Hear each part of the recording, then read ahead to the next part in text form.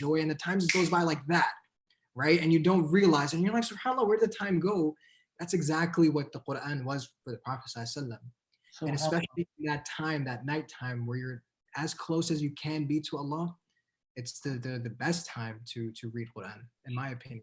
You talk about being engrossed in your favorite programming, right? We hear example, right, of the Prophet sallallahu alaihi wasallam and the Sahaba, right? We talk about khushu', we talk about khudu', we talk about just like everything else apart from the parameter of where you're praying, everything becoming a blur, every noise becoming deaf. You know what I mean?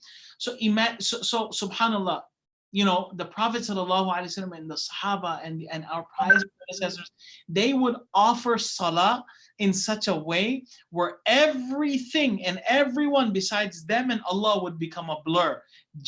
And we think, how can we reach that level? Well, we reach that level when we watch Netflix, right? When we're enjoying our movies, when we are doing what it is that we enjoy, it's very easy to, like, I'll tell you, me, for example. And I know my wife is not watching, but if I'll be engrossed in like the news or doing something and she's asking me for something or she's talking to me, honestly, I don't know that someone said anything. It's not like I heard something, but I'm kind of ignoring it. No, I didn't hear it. Oh, were you not were you talking to me? I'm the only one in the room. Were you talking? Subhanallah. So as human beings, brothers and sisters, we have the capacity to zone, to get into the zone with what we like, what we love, right? We feel agitated and irritated when something tries to distract us, right? Imagine if we can extend that same type of courtesy, subhanallah, to our prayer, where once we say Allahu Akbar, we don't know what's going on. We don't know if our phone is ringing or if our notification. No, we don't know. And that's why, subhanallah, I don't like reading Quran on my phone. Why? I like reading from a hardcover copy of the Quran. Why? Because I'm not going to get no notifications popping from the top or from the side or from the bottom, or, I don't have to worry about getting distracted when I'm reading the Quran, even if you're on airplane mode, because the temptation is right there in your hand.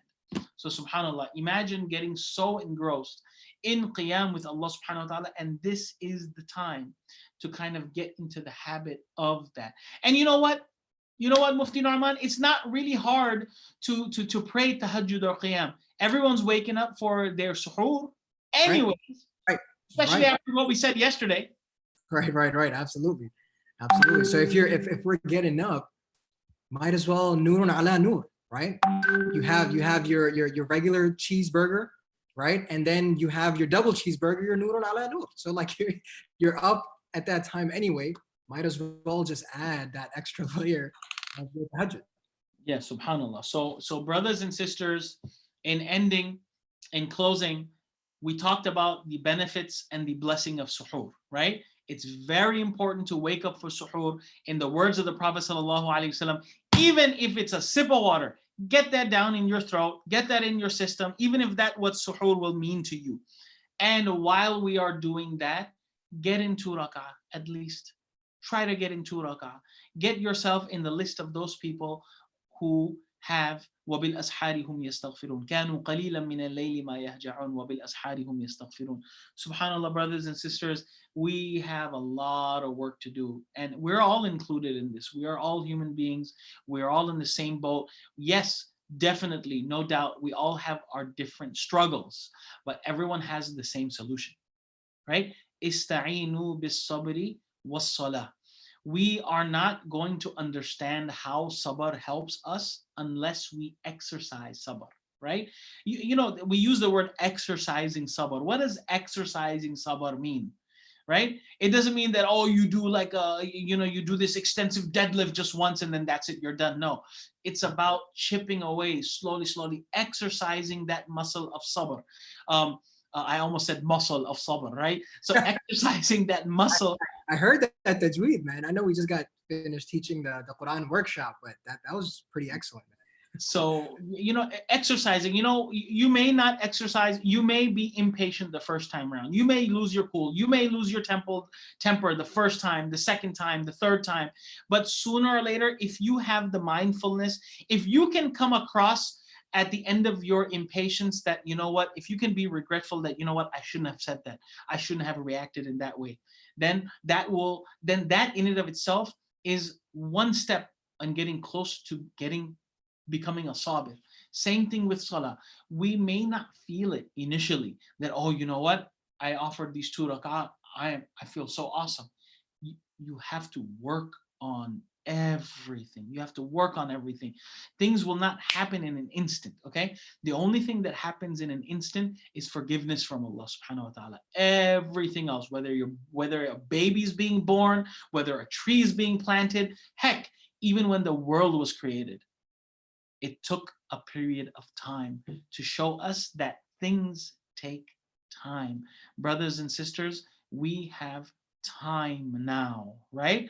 And you may be thinking that, oh, you know what? No, if you're alive, you have time. When you die, you don't have time. That's the end of it, right? We have been hearing news of people passing away, whether, someone very famous passed away, a very famous, a Muslim actor passed away. SubhanAllah, at the age of 53. But you don't think they were on the top of their game as far as fame and wealth and notoriety? But guess what? Right. Ain't no amount of money going to buy you more time. SubhanAllah. Ain't no notoriety is going to buy you more time. Allah subhanahu wa ta'ala said it so clearly. Afa imitta fahumul khalidun. If the Prophet sallallahu alaihi wasallam could bid us farewell, we don't stand a chance. So we ask Allah subhanahu wa ta'ala before the time comes for us to bid farewell, that we find ourselves getting close to Allah subhanahu wa ta'ala, on the path of getting close to Allah subhanahu wa ta'ala. So brothers and sisters, please keep this in mind, and please keep this in mind, and keep us and ours in your prayers. Tomorrow, our Allen family is going to be in for a really cool treat. Tomorrow, just as we did last year, tomorrow, inshallah, we are going to be paying tribute and appreciation and recognition for all of our junior Sa'imeen, all of our first-time fasters. We will be putting them up on display, extending our happiness and gratitude. So please, brothers and sisters who are watching this, share the khair. Everyone and their grandmother better be online tomorrow to watch our young fasters as they have fasted for the first time. SubhanAllah, it's amazing, right, Mufti? Absolutely, man. Absolutely. It's a really big accomplishment, man. And for those parents that are watching, definitely an encouragement, right? To bring your children there and to have them watch as well, inshallah. And root them on.